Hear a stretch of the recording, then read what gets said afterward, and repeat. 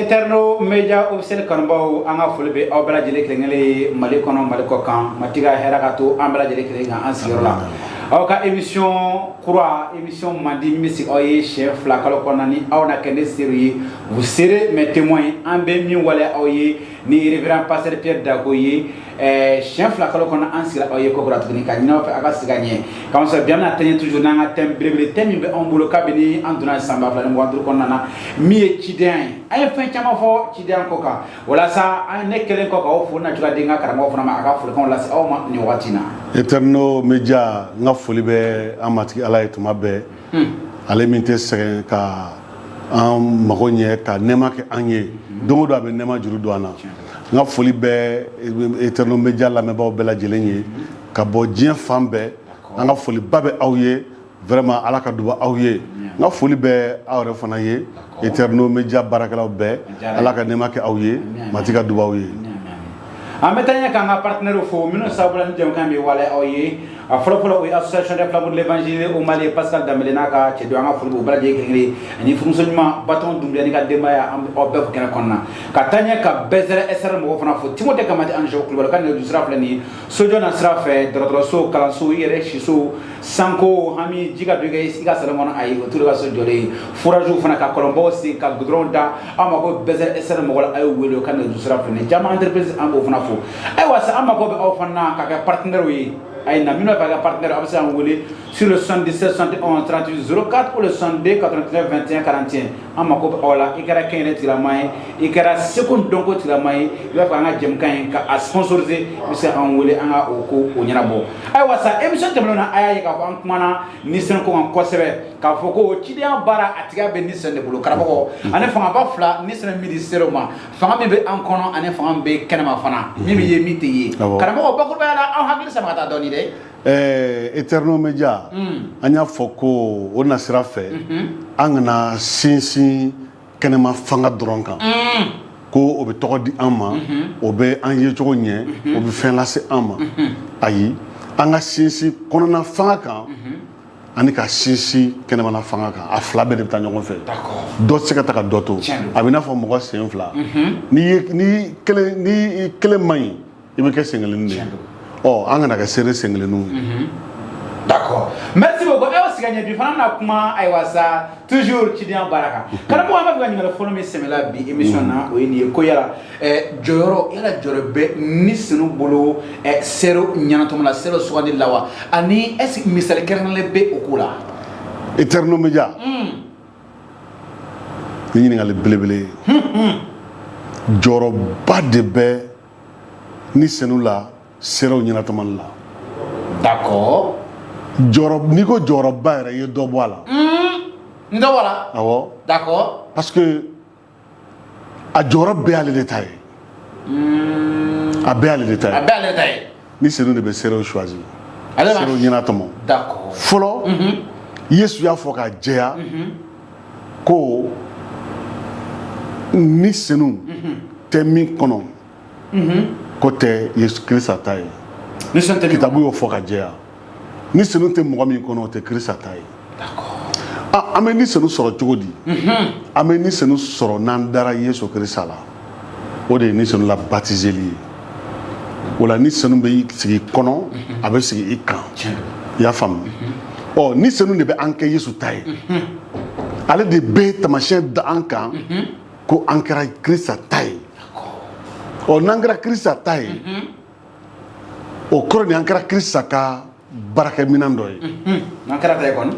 Maintenant i ye ɲininkali fila de kɛ yala jɔyɔrɔ bɛ Nisɛn la wa. N y'o de kɛ ani misaliw. Seerew ɲɛnatɔmɔli la ani misali bɛ yen wa. Misali bɛ yen tiɲɛ don. Ayiwa n bɛna nin fila jaabi ɲɔgɔn fɛ. A bɛ diya n ye. Ala ka kuma kɔnɔ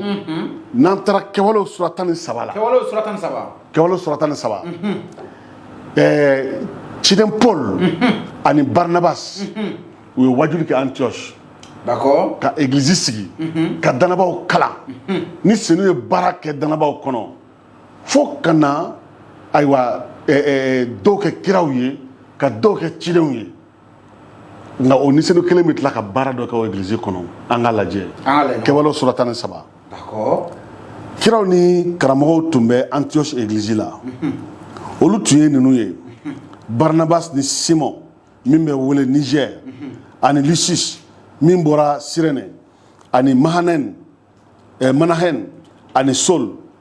Manahen ni jamanakuntigi Hérold mɔna so kelen kɔnɔ don dɔ verset fɔlɔ min fɔ fɔlɔ église kɔnɔ i b'a ye ninifɛn minnu dira ni mɔgɔw ma i ɲɛ t'a la ɲɛ b'a la o ninifɛnw dira baara de kosɔn donc o kɔrɔ b'a jira ko Antioche église a tun kɔgɔra a kɔgɔra mais n'an ka verset fila lajɛ don dɔ k'aw to matigi batoli la ka sun don ja sun don ye matigi batoli de ye o ka fɔ ka caya ni serew ma sun don ka sun don danabɔ ka sun don danabɔ dumuni diyara an ye fo an caman caman b'a fɔ k'olu tɛ furudimi yɛrɛ karamɔgɔ dumuni de ka d'u ye dumuni de ka d'u ye k'an ka sun don dumuni de ka d'u ye ayiwa k'aw to matigi batoli la ka sun don mun kɛra ni senu y'a fɔ u ye ko ni senu y'a fɔ u ye ko a ye mun fɔ ne o ne ye jɔn ko ye jɔn de bɛ ka kuma ni senu bɛ ka kuma i m'a ye ni senu b'a fɔ ko ne je ne ye Barnabas ni Solo wele baara min kama i m'a ye ko baara n y'u wele baara min kama n ye ninifɛn d'u ma baara min kama n y'u ɲɛna tɔmɔ baara min kama aw ka u bila ne ye a m'a fɔ k'u bila u yɛrɛ ye dɛ ne ye ni senu ye walisa u ka o kɛ u sunnen kɔ ka Ala deli u ye u bolo da Barnabas ni Saul kan ka u bila ka taa Éternel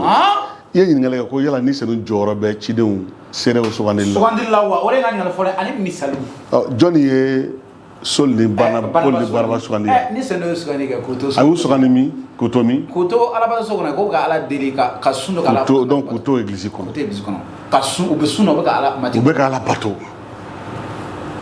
ni senu ale de bɛ seerew ɲɛna tɔmɔ ale de bɛ cidenw ɲɛna tɔmɔ ni senu de y'an bɛɛ ɲɛna tɔmɔ mɔgɔ si mana Yesu ma a yɛrɛ ma ni senu de y'an jɔ an ka jurumu la k'a fɔ an ye ko Yesu de y'an kisibaa ye an ka da Yesu la an dara Yesu la donc ni senu de nana n'an ye Yesu ma o dɔrɔn tɛ ni senu de tilara ka nilifɛnw di an ma walisa an ka baara kɛ ka kɛ seerew ye donc yan n'i bɛ nin lajɛ ni église kɔnɔ ni senu tun bɛ baara la ni église kɔnɔ parce que u tun kololen don ni senu ye u kun sɔnnen don ni senu ye u tun bɛ ni senu sago kɔ u ka Ala bato kun sigilen bɛ ni senu ka ɲɛminɛli kan ni senu to de la ka siyaw ye Europe jamana ye u bɛ dibi la i m'a ye a ko ayiwa a kumana église kɔnɔ a kumana église kɔnɔ a ma kuma Saul ni Barnabas fɛ dɛ a ma c'est-à-dire olu m'a fɔ Saul ni Barnabas m'a fɔ tɔw ye ko ni senu ye nin fɔ ne ye ayi mɔgɔ wɛrɛ de sɔrɔ olu cɛ ma parce que a kun fɔra ko dɔw ye karamɔgɔw ye dɔw ye kiraw ye i m'a ye donc dɔw yɛrɛ tɔgɔ fɔra o la ni senu y'a fɔ olu dɔ de ye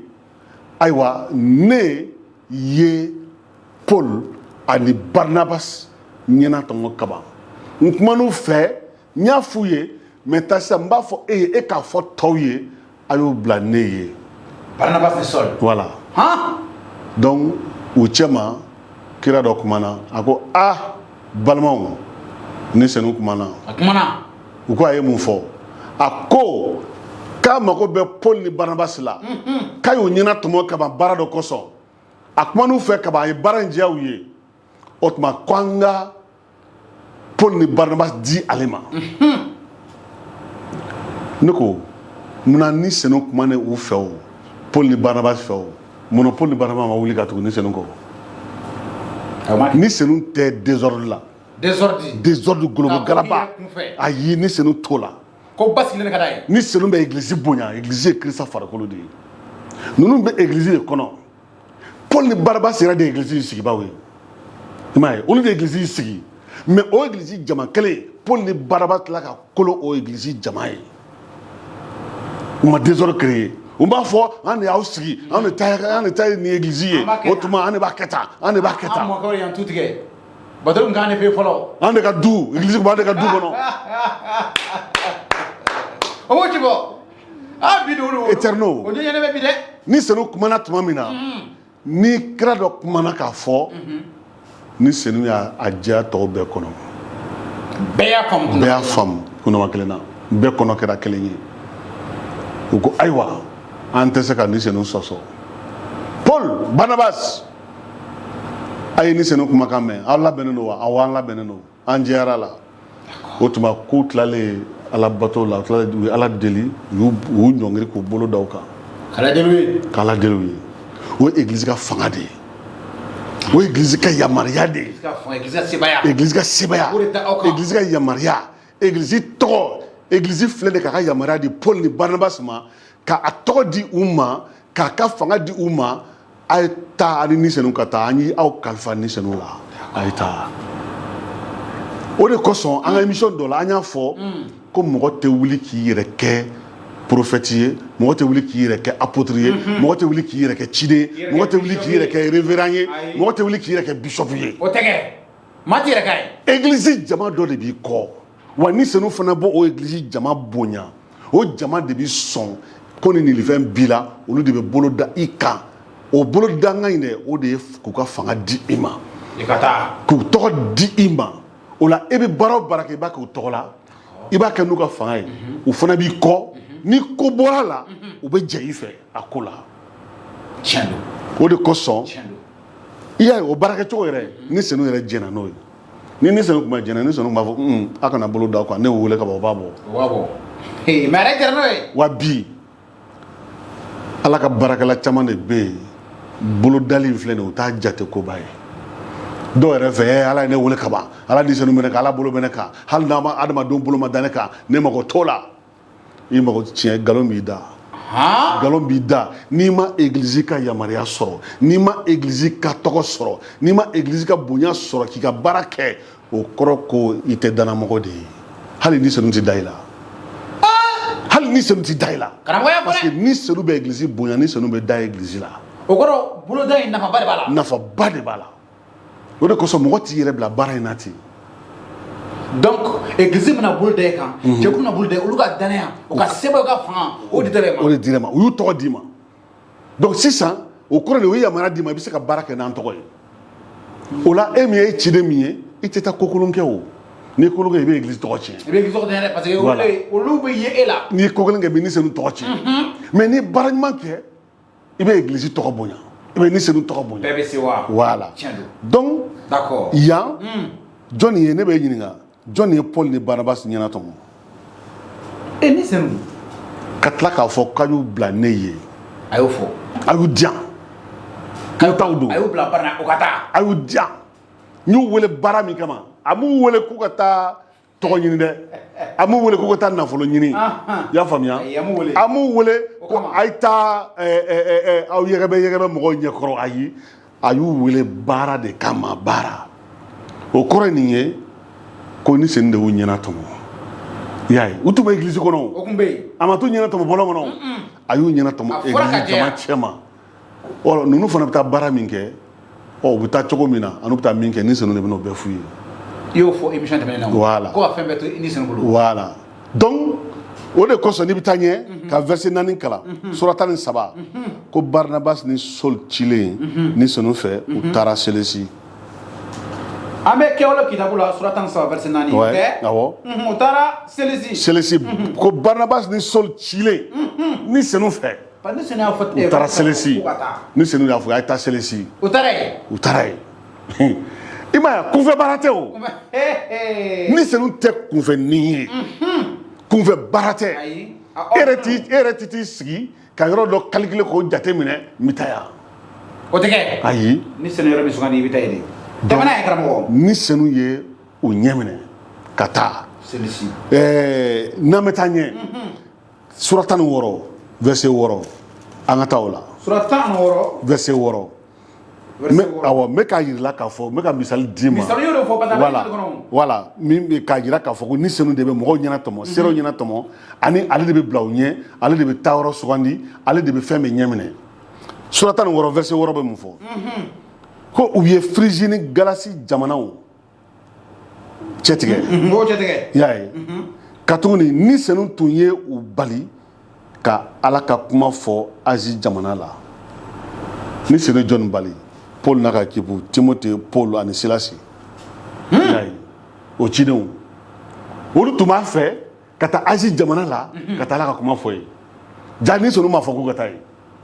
ni sɛnɛ m'o fɔ ayi k'u bɛ taa ye ni sɛnɛ bali a sɛbɛnni filɛ ko ni sɛnɛ bali a sɛbɛn ka tuguni ni sɛnɛ tun ye u bali ka ala ka kuma fɔ Asie jamana la Asie jamana suma tun ma mɔ fɔlɔ i y'a faamuya u b'a fɛ ka taa yɔrɔ min na o ma se fɔlɔ ni sɛnɛ kun b'u bila ka taa ye fɔlɔ voilà u k'u b'a fɔ yɛrɛ ta ye nka ni sɛnɛ ma sɔn a ma sɔn o kɔrɔ e maa o maa ni ci ni k'i b'a k'i ta ye ni sɛnɛ tɛ sɔn wa n'i y'a karaba ni sɛnɛ b'i to i yɛrɛ bolo o est-ce que kɔlɔlɔ t'a mɛn o cidenw de bɛ taa wasili kɛ ka kini kɛ ka fɛn bɛɛ kɛ nɔ tɛ bɔ a laban u bɛ kɛnɛmana baara ninnu kabako kɛli forcer u bɛ taa don fɛn wɛrɛw la ka taa don suyako ni boliko ni fɛnw la k'o kɛ ni sɛnɛ tɔgɔ ye k'o kɛ ni sɛnɛ tɔgɔ ye ni sɛnɛ tɔgɔ tiɲɛni voilà ayi an ma se sankolo la o a bɛɛ bɛ ɲɛnabɔ ayiwa sa a bɛɛ bɛ ɲɛnabɔ ko waati ninnu ma fɛ ka taa Asie jamana la ni sɛnɛ y'o bali voilà ka se ni sɛnɛ sago kun t'o ye fɔlɔ ni sɛnɛ sago kun t'o ye fɔlɔ i y'a mɛn sisan verset 7 ni misali u sera misi da fɛ tuma min na misi ye dugu dɔ ye u tun b'a fɛ ka taa Bitini jamana la nka ni sɛnɛ ma sɔn u ka taa yen a ma sɔn ka taa yen fana u ma sɔn ka taa yen a ma sɔn ka taa Asie jamana na a ma sɔn ka taa ni dugu misi da fɛ dugu jumɛn na voilà u tun b'a fɛ ka taa Bitini ni sɛnɛ ko ayi yen fana tɛ ni sɛnɛ sago a sago ni sɛnɛ sago tiɲɛ don o de bɛ ka yira yan ni sɛnɛ de ye ninnu ɲɛna tɔmɔ kabini église kɔnɔ ɔ ni ne y'aw ɲɛna tɔmɔ ko k'aw di ne ma aw dira ne ma a ye tugu n kɔ a bɛ kɛ ne ta de o n'a ye dugu dɔ ye n'a b'a fɛ ka taa mission baara kɛ yen nɔ a bɛ ɲininka ni sɛnɛ yala an ka taa yen sisan yala yan don wa i b'o ɲininkali kɛ o yala i ye ɲininkali kɛ ni yen don a b'a fɔ a ye taa ni yen tɛ a b'a fɔ a y'o to yen fɔlɔ a ye taa yan a ye taa ɲɛ voilà tɛmɛnen karamɔgɔ bon an ka taa ɲɛ sura 20 verset 22 sura 20 awɔ verset 22 kɛwale la toujours awɔ sura 20 n bɛ ka misali damadɔ dɔrɔn de ta n'o tɛ kɛwale kitabu falen bɛ nin misaliw caman na k'a fɔ ko cidenya baara awɔ ciden tɛ sɛbɛn ni kunfɛ wa a baara tɛ kunfɛ fana ayi a bɛɛ ye ni sɛnɛ la baara ye sura 20 ye mun fɔ an ye verset 22 ko sisan ne bɛ taa Jerusalem ka tuguni ni sɛnɛ bɛ ne ɲɔni ka taa Paul de bɛ ka kuma a bɛ ka kuma Efese église cɛkɔrɔbaw fɛ a ye Efese église cɛkɔrɔbaw sigi k'a ka ladili laban d'u ma a ye kuma ta nasɛrɛ la ko sisan ne bɛ taa Jerusalem i m'a ye ka tuguni ni sɛnɛ bɛ ne ɲɔni ka taa jɔn de y'a fɔ k'a ka taa Jerusalem ni sɛnɛ k'a bɛ k'a ɲɔni yɛrɛ a bɛ k'a ɲɔni o kɔrɔ ye mun ye va o kɔrɔ ye mun ye o kɔrɔ ni sɛnɛ sɔgɔ ye nin kɛ o kɔrɔ de ye ko tali man ni cɛ in ye Jerusalem mais ni sɛnɛ bɛ k'a ɲɔni ka digi i bɛ taa de a kɔrɔ ye éternel a bɛ taa de i bɛ taa de wa taara fana an ka tɔ lamɛn ko ni sɛnɛ bɛ ka ne ɲɔni ka taa kamasɔrɔ min bɛna kɛ ne la yen ne tɛ o dɔn i ma ye a ja tigɛlen a siran don a b'a dɔn ko ɲuman t'a ɲɛ mais ni sɛnɛ ko i bɛ taa de ɲuman t'i ɲɛ mais i bɛ taa de mais n'a kun danna Paul yɛrɛ sago ma a tɛ taa o a kun tɛ taa parce que bon ciden dɔw de bɛ Yesu sera dɔw de bɛ calcul kɛ tan nin paraît que nin sa mɔgɔw ka gɛlɛn ni mɔgɔw dusukun ka gɛlɛn u tɛ t'u ka farin u bɛ tan cɛ u ka suya ka jugu boli farimaba b'u bolo ne tɛ taa yen ni sɛnɛ b'a fɛ ka taa yen e tɛ taa yen u bɛ sɔrɔ ka calcul bon k'a fɔ ayi ala ye n wele yan fɛ de k'a sɔrɔ o tɛ tiɲɛ u bɛ nkalon da ala la ka sɔrɔ a taa sigi yɔrɔ la ni sɛnɛ sago tɛ yɔrɔ min a laban u bɛ taa kɛ affairemaniw ye o yɔrɔ la yen i y'a ye a ko Paul ko ne bɛ nin dɔrɔn de dɔn ko ne bɛ se dugu o dugu la ni sɛnɛ bɛ ne lasɔmi ko kaso ni tɔɔrɔ bɛ ne ɲɛ ka bɔ Efese ka taa Jerusalem a bɛ se dugu o dugu la ni sɛnɛ b'a fɔ a ye kaso bɛ ɲɛ Paul kaso bɛ ɲɛ i bɛ kaso kɛ Paul bɛ kaso kɛ Yesu ye nin fɔ a ye Yesu y'a kunbɛ don min na Damasi sira kan n'a y'a tobi a ko Paul i bɛna tɔɔrɔ ne kosɔn ne tɔgɔ kosɔn i bɛna kaso kɛ ne tɔgɔ kosɔn n bɛ ci siyaw cɛ ma Il y a connu ce nom de Dieu, ni ce nom de comment faire. Ay a fo ka diamena. Voilà. Ka ba ka so ni ce nom ko fa. Ni ce nom. Na sira dugu la. Voilà. Ni ce nom ba Dieu, ka be ka so ke. O benata. Ne tene ni jate fenye. Aba ina fo foite. Ni ne be se ka ne ka ɲɔgɔndan boli kɛ ka dafa donc a jɛna nin kɔ ka to ni senu bolo ni senu ye sago kɔ ni kaso bɛ ɲɛ ni bi sa jango ne ka ɲɔgɔndan boli kɛ ka dafa o kɔrɔ tɔɔrɔ mana ciden sɔrɔ tɛrɛ kan ka bɛɛ to ni senu bolo voilà donc cidenya baaraw de ye o de kosɔn cidenya n delila ka fɔ an ka mission dɔ la n ko wagati sera an ka ciden kamikaziw sɔrɔ i y'o fɔ kamikaziw minnu bɛ taa ka jɛw nin kɔ n jɛra nin kɔ k'o fɔ somɔgɔw ɲɛna awɔ k'o fɔ furumuso ɲɛna i fana ba awɔ ni senu éternel an ka faamu ko ni senu de bɛ cidenw ɲɛna tɔmɔ i y'a mɛn wa a bɛ ɲɛna tɔmɔ église de kɔnɔ ni senu tɛ désordre an ka désordre dabila an k'an yɛrɛ ɲɛna tɔmɔni dabila k'an yɛrɛ don baara in na cidenya baara tɛ fɛn yɔrɔ ɲini yɔrɔ ye ni e tɛ ka baara sɔrɔ i tɛ ka wari sɔrɔ ni e nana don na e m'a dɔn bi min bɛ kɛla bi yan minnu bɛ ka u yɛrɛ don baara in na u bɛna bi n delila k'a fɔ u bɛna sigi ka église kɛrɛfɛ ka to e ka danabaw nɛgɛ ka t'u fɛ yen u bɛ mun kɛ e ka église la anw ye église ye minnu bɔra mission de la an bɛ batoli kɛ dimanche an bɛ segin tɛmɛ dimanche de batoli senfɛ don tɔw la an bɛ deliw kɛ yafa o jamanajɛ ninnu an tɛ segin tɛmɛ o la mais olu mana o kɛ minnu ka église sigi u bɛ batoli kɛ siɲɛ 4 dɔgɔkun kɔnɔ i y'a faamuya segi bɛ tɛmɛ bɛɛ la segi bɛ tɛmɛ bɛɛ la bon u bɛ mɔgɔ pousser ka wari di maintenant o segi bɛ tɛmɛ wari min bɛ sɔrɔ o bɛ taa ale min y'a ka église sigi a bɛ taa ale de poche kɔnɔ parce que ale tɛ mission na o ale ka poche belebele a ka kɛ sisan segi tɛmɛ o tɛmɛ a ka 20,000 sɔrɔ dɔgɔkun kɔnɔ a bɛ joli sɔrɔ 80,000 ni batoli ye siɲɛ 4 kalo kɔnɔ o ye joli ye kalo 80,000 sigiyɔrɔma 4 50,60 o tɛ million bɛrɛ tɛ million 2 na sa dɛ i ma ye n'i ye san 1 sɔrɔ la dun i tɛ village wa a ye village jɔ ka mobili ba sa o bɛ sɔrɔ k'a fɔ k'a ka pasteur ko ni senu t'u fɛ i ma ye u ye fantanw de ye fɛn t'u bolo dɔw fana bɛ t'o la bon donc o ye minnu y'u yɛrɛ bila baara in na i y'a mɛn u tɛ ni senu sago kɔ wa u nɛn ka di dɛ u nɛn ka di n'u y'u nɛn don i kɔrɔ a n'o bɛ taa n'i ye u bɛ kuma yɛlɛma u bɛ kuma yɛlɛma o kɔrɔ bɛɛ k'i kɔlɔsi pasteur ne b'a fɛ verset 24 a laban ko matigi ye baara min kalifa ne ma ko ne ka ala ka nɛɛma k'i ka duman fɔ o ko don o ko don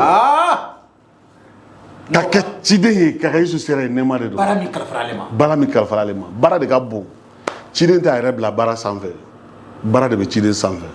i b'o de kɛ i b'o de kɛ i takun y'o de ye donc n'i ye baara bila i yɛrɛ sanfɛ i bɛ baara in de kɛ n'i bɛ sa baara in kɔsɔn i bɛ sa baara in kɔsɔn a y'o fɔ tɔɔrɔ b'i sɔrɔ baara in na i ciba ta don degun b'i sɔrɔ baara in na i ciba ta don e ni senu filɛ nin ye a bɛ ka Paul ɲɔni ka taa ni senu de kungo don kɛ ni senu de kungo don i ma ye donc k'a fɔ an ye ko cidenya baara la tiɲɛ yɛrɛ la an ka to ni senu ka ɲɛnatɔmɔni kɔnɔ ni ni senu b'i wele ka taa yɔrɔ o yɔrɔ kana taa ye an ka ni senu kumakan lamɛn bi o fana ye gɛlɛya dɔ ye seerew caman bɛ yen minnu tɛ se ka ni senu kumakan faranfasi parce que n'i kɔnɔna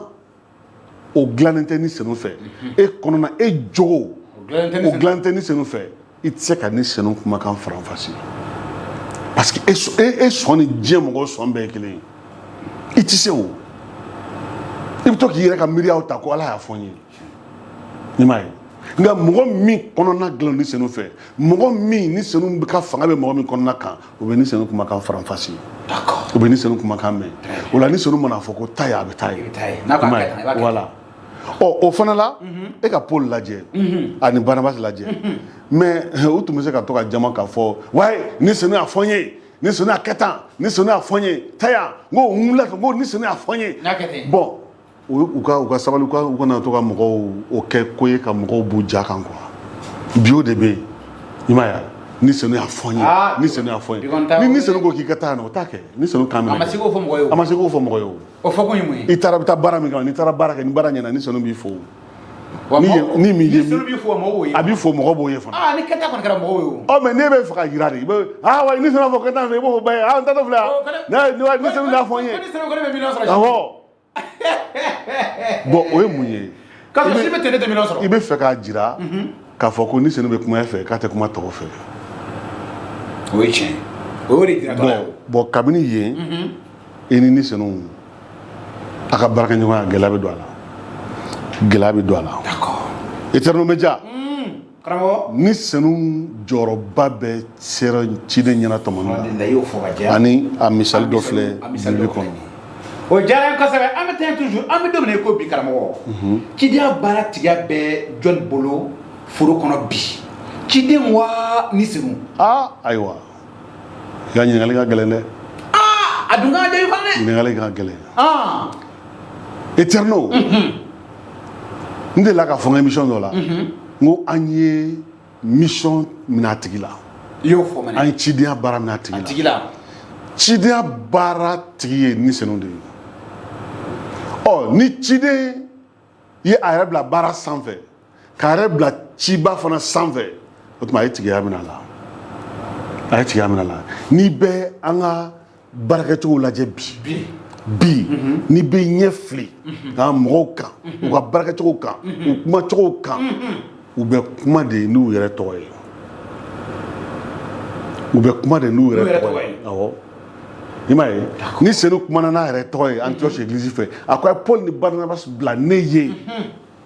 Bi an tɛ kuma ni senu tɔgɔ ye an bɛ kuma n'an yɛrɛ tɔgɔ de ye. N'an bɛ kuma n'an yɛrɛ tɔgɔ ye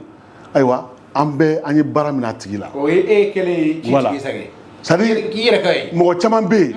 a bɛɛ tɛ dɔw bɛ yen minnu kolonnen don ni senu ye hali bi. U tɛ kuma caman kɛ u tɛ mankan caman ci u b'u ka baara la wa ni senu bɛ ka baara kɛ u fɛ. Mais mangancilaba ninnu caman n bɛ segin a kan mangancilaba ninnu caman u ye baara tigiya minɛ ni senu la. Comme u y'a minɛ ni senu la donc baara in tɛ nɔbɔ bilen. Maintenant pour que ka jira k'u bɛ baara la fo ka mankan ci ka mɔgɔw hakili sama ka na u kan.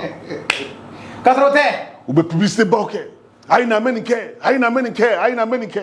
ni senu mago tɛ publicité la sa. Non non non Yesu ko kana fɔ mɔgɔ ye. Kana fɔ mɔgɔ ye ni senu mago tɛ publicité la ni senu bɛ baara k'i bolo a bɛ ye. Donc n'a kɛra mɔgɔ min b'a ye olu yɛrɛ de t'a fɔ a ma se k'a fɔ. Olu de bɛ taa fɔ. A ma se k'a fɔ k'a ye na mɛ nin kɛ. Ayi a ma se. O dun ɲɛɲini bɛ bi dɛ. O la ɲininkali ka gɛlɛn dɛ. Yesu ye fiɲɛtɔkɛ dɔ ɲɛ yɛlɛ a ko kana fɔ mɔgɔ ye cɛ bɔra Yesu kɔrɔ dɔrɔn n b'a f'i ɲɛna a y'a daminɛ. Tora ka fɔ. I tɛ ka yeleke kelen ka yeleke. Ayi a tora ka fɔ. Cɛ kabako ye dɛ. E ma ye wa. Donc ni senu bɛ baara kɛ ciden bolo min bɛ tigiya to ni senu bolo parce que n'i y'a to ni senu bolo suba min bɛ dugu kɔnɔ ɲɛ i ka baara la mɔgɔ jugu min bɛ yen n'a bɛ ka ɲini ka pɔsɔni k'i kɔnɔ ni senu ɲɛ bɛ nin bɛɛ la. Ni senu ɲɛ nin bɛɛ la. Dabali jugu min kɛlen bɛ i kama ni senu ɲɛ bɛ nin bɛɛ la. Jan min dalen bɛ ɲɛ. Mɔgɔ minnu kɛlen bɛ k'u bɛlɛn ko n'an y'i sɔrɔ bi an b'i kun ci ni senu ɲɛ bɛ nin bɛɛ la. Maintenant comme e tigiya to ni senu bolo ni senu bɛ ɲɛ. A bɛ bali bɛɛ la. Ni senu bɛ sira a bɛ sira furan. I y'a faamuya. Sira dɔ bɛ yen n'a ma furan yɛrɛ a bɛ sira fara n'i ye a m'o kɛ yan a bɛ sira fara n'i ye a kana taa an ka taa yan fɛ. An ka taa yan fɛ. Voilà. Walasa a b'a dɔn min bɛ yen. Awɔ. Parce que ale b'a bɛɛ dɔn. A b'a dɔn. I y'a ye o la an ka tugu ni senu kɔ. Ni senu ye ciden min ye Yesu y'a ci ka na ciden min don ale bɛ ɲɛfɛ de ale ɲɛfɛ juru samaba de ale tɛ bila kɔfɛ an kana ni senu bila an kɔ an ka bila ɲɛ n'a bɛ ɲɛ an ka to a kɔ ni i b'a fɛ ka ko dɔ kɛ ni senu deli a ɲininka n kan ka nin kɛ wa n kan ka taa yan wa i y'a faamuya ciden dɔw bɛ yen u bɛ wuli u b'a fɔ an bɛ taa yan n'an taara n bɛ taa n bɛ nin mɔgɔ hakɛ tobi n bɛ mɔgɔ 500 tobi i y'a mɛn ni n ye 500 tobi n bɛ 300 sabati voilà ni n ye 300 sabati n bɛ temps ci ka taa cidenya baara la bon o y'a ka programme de ye o y'a ka programme de ye e siɲɛ caman ni senu jɛlen tɛ o kan o ye yɛrɛ programme bɔlen ye o de kosɔn u bɛ taa o programme kɛ mɔgɔ 500 t'i sɔrɔ ni mɔgɔ 500 ma sɔrɔ 300 bɛ sɔrɔ k'o sabati yan tan bɛ sɔrɔ k'o ci yan k'o programme baw an b'olu kɛ ayi sa ni senu an bɛ taa kibaruya fɔ la yan an kan ka taa yen a ni wagati la wa a ɲininka a fɔra ko Antioche église mɔgɔw tun bɛ ka sun don ka Ala deli a jɛlen don tun bɛ sun don ka Ala deli ka Ala bato la an kan ka mun kɛ an kan ka taa yɔrɔ jumɛn an kan ka mission baara ta cogo di voilà. Merci beaucoup an ka foli bɛ aw bɛɛ lajɛlen kelen ayiwa sa donc kɔrɔ b'a yira ko bi an bɛ jɛsu kɔnɔna karamɔgɔ ne ka ɲininkali tigiya i y'a fɔ ni sunu ci tigiya bɛɛ ye ni sunu de bɔ nka minnu bɛ ka n bɛ se k'a fɔ bi an ka yeta la an bɛɛ bɛ sigida kɔnɔ aw b'a kɔnɔ an yɛrɛ b'a kɔnɔ est-ce que bi dɔw tɛ ka ci u yɛrɛ kɛ ci tigi ye est-ce que n'o mɔgɔ bɛ yen yala est-ce que o kɔlɔlɔ t'an bɛɛ kɔlɔlɔ t'an tɛ minnu yɛrɛ kɛ ci tigi ye ci tigi dɔrɔn tɛ hali dɔw yɛrɛ kɛ église tigi ye donc dɔw y'u yɛrɛ kɛ église tigi ye n'i ye pasteur dɔw kumakan mɛn église la ne ka église nin tɛ kɛnɛ ka église kɔnɔ yan nɔ i y'a faamuya o fana dɔ ye o fana dɔ ye ayiwa dɔw yɛrɛ ye église yɛlɛma k'a k'u ka entreprise familiale ye olu de ye église sigi o donc olu ta de don maintenant olu de ye karamɔgɔ ye komi fɛn minnu bɛ sɔrɔ olu ta don a bɛɛ bɛ taa olu sago b'a la pour que a kana bɔ famille ka bolo kan u y'u muso kɛ pasteur ye k'u den kɛ pasteur ye donc n'a tɛ yen muso de don ni muso tɛ yen den voilà donc fɛn bɛ famille de ta don i bɛ taa sɔrɔ hali o église yɛrɛ dɔw yɛrɛ bɛ yen hali u bɛ église wɛrɛ minnu sɔrɔ u bɛ dugukolo minnu sɔrɔ a bɛɛ bɛ u tɔgɔ la hali bon n'i taara église sɔrɔ kayo bɛ kucala a bɛ e tɔgɔ la a dugukolo bɛ kɛ a tɔgɔ la ale ta don ale ta don donc o filɛ nin ye u ye église tigiya minɛ ka k'u ta ye olu de sago bi kɛ wa u tɛ se ka sɔsɔ u tɛ se ka sɔsɔ fɛn bɛɛ kɛ o de ka ɲi Paul ni Barnabas ye Antioche église sigi mais u tilara ka kolo o église mɔgɔ ka mɔgɔ tubilenw u ka mɔgɔ sabatilenw ye parce que ni sɛnu de y'a baara kɛ olu tilara ka bolo da u kan k'u bila ka taa mission baara la i y'a ye o de don hali n'i ye église sigi kolo n'i bɛ kolo ni sɛnu i bɛ kolo o église danabaw ye i y'a faamuya parce que fo église jama dɔ de ka kɛ i kɔ donc minnu fana ye mission cidenya baara tigiya minɛ u ka sabali o de kosɔn an ɲɛ bɛ golobo galabaw caman la bi église kɔnɔ a bɛ ɲini ka kɛ danaba dɔw yɛrɛ t'u ta n'u bila dɔn bilen i m'a ye a golobo galaba kosɔn guwa dɔw fara la cɛ dɔw ni muso fara la masa dɔw ni denw fara la balima dɔw fara la du kelen kɔnɔ dɔw b'a fɔ ko an ye karisa ka mɔgɔ ye an ye karisa mɔgɔ ye awɔ a tɛ fɔ bilen ko Yesu ka danabaw dɛ an ye karisa taw ye dɔw yɛrɛ de tɔgɔ dalen u ka église la karisa ka église n'a tɔgɔ ma fɔ a yi mɔgɔ tɛ wasa hali tɔgɔ de ka fɔ awɔ f'ale tɔgɔ de ka fɔ donc o bɛɛ de ye taamasiyɛn ye bi ka jira k'a fɔ k'u ye tigiya minɛ ni sɛnɛw la u y'a k'u ta ye mais u bɛ yɛrɛko baara de la. o bɛ yɛrɛko baara la ayiwa sa maa min ka baara ye o ye ka cidenya ka tigiya minɛ ni sɛnɛ na ayiwa sa seko o ka fisa dɛ seko ka fisa an y'o fɔ émission in sekun y'o ye karamɔgɔ m'a fɛ k'o fana wala mɔgɔ parce que émission bɛ ka bila dɔw bɛ ka émission faamu dɔw tɛ k'a faamuya nka maaw ka dɔn k'a fɔ ko émission in nakun de halisa ka kɛnɛ bɔ aw ye karamɔgɔ ka kɛnɛ bɔ aw ye parce que fɛn caman bɛ yen an tɛ temps sɔrɔ k'olu fɔ église kɔnɔna na nka émission in senfɛ i n'a fɔ an ɲɛ b'a la a bɛ ne ka numéro joli bɔ an bɛ thème ba kelen de kan n'o ye cidenya ye o kɔrɔ k'a fɛsɛfɛsɛ karamɔgɔ de b'a fɛ k'o fana ɲɛfɔ maaw ɲɛna walasa an filɛ kɛ jama minnu b'an su Mali kɔnɔ Burkina Côte d'Ivoire Sénégal diɲɛ fɛn o fɛn o k'a dɔn ko aw na kɛ ne seere ye a kɛkun ye ka se ka aw dili don kosɛbɛ dana la kitabu ye min fɔ lakika ye min ye k'o yira o la. Yesu ko de y'a na kɛ ne seere ye ale seere ale Yesu seere wa ni sɛnɛ nana o de kama Yesu y'a fɔ ko ni sɛnɛ nana ko a t'a yɛrɛ taw fɔ k'a bɛ min mɛn ka bɔ ale la ni fa ala la a b'o de fɔ aw ye i y'a faamuya donc an t'an yɛrɛ seere ye an t'an yɛrɛ seereya kɛ i t'i yɛrɛ kɔrɔta i b'a dɔn minnu ye tigiya minɛ ni sɛnɛ la dɔw bɛ yen ni u nana n'an m'u kɔrɔta n'an m'u majamu u bɛ dimi parce que a dɔw fɛ a dɔw ka karamɔgɔbaya sera niveau dɔ la pasteur tɔgɔ yɛrɛ t'u bɔ bilen i y'a faamuya wa n'u nana ta a bɛ bonya bɛɛ de da u k'a b'u ka titiriw de fɔ ka na k'a fɔ ka na k'a fɔ ka na k'a fɔ ka na k'a fɔ ka na a sigilen bɛ nisɔndiya awɔ n bonya na yan nɔ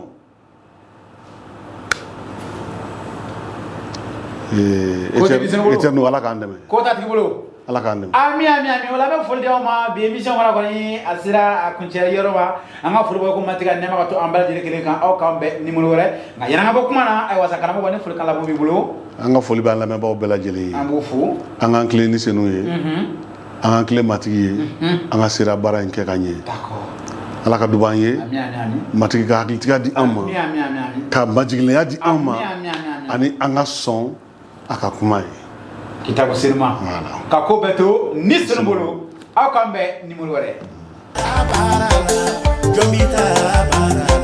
ka taa Yesu